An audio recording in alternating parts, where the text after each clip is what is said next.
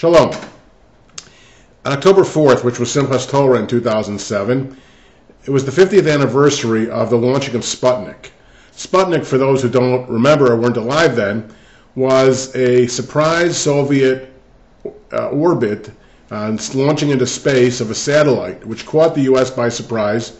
The U.S. had thought that they were ahead technologically in the space development and spurred the U.S. to a massive program which changed everything. I thought about that in connection to the story of Noah, which is the Torah portion of this week. The reason is that in the story of Noah, there were great threats to the world, obviously, and Noah took action, hearing a call from God, built a life raft to save what he could of the world and rebuild. At the end of that story, God put something into orbit, which we still see periodically, a rainbow.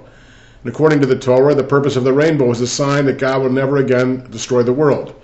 And the short form of the blessing we're to say when we see a rainbow is, Baruch atah Hashem Elokeinu melech haolam, zocher habrit. God, praise to you, God, who remembers your promise of the covenant, never to destroy the world.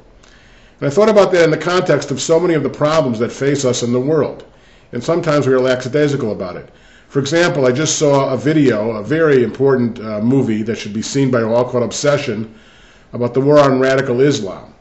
It's not saying that all Muslims are bent on terror. In fact, it says a very small number are, and it quotes a lot of Muslims saying that. But even 10% of 1.5 billion is still a lot of people, and the world has to wake up and see the serious danger posed by radical Islam. Also, are we taking aggressive enough action regarding the environment? Every day there's another story about some catastrophe occurring right now.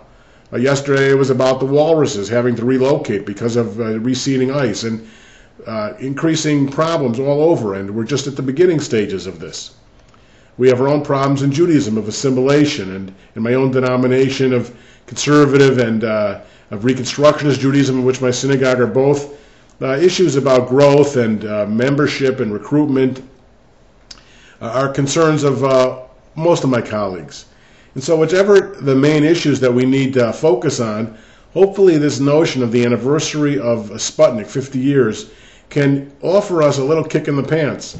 For those Chicagoans, you might understand this better than others, but the Bears were losing terribly to the Green Bay Packers, the big arch rival, on Sunday Night Football.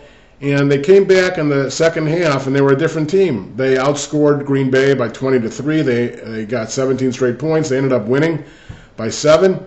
And they attributed to Lovie Smith, the coach, who's normally a very placid guy, giving a more fiery than usual halftime speech. And their season really was in the balance.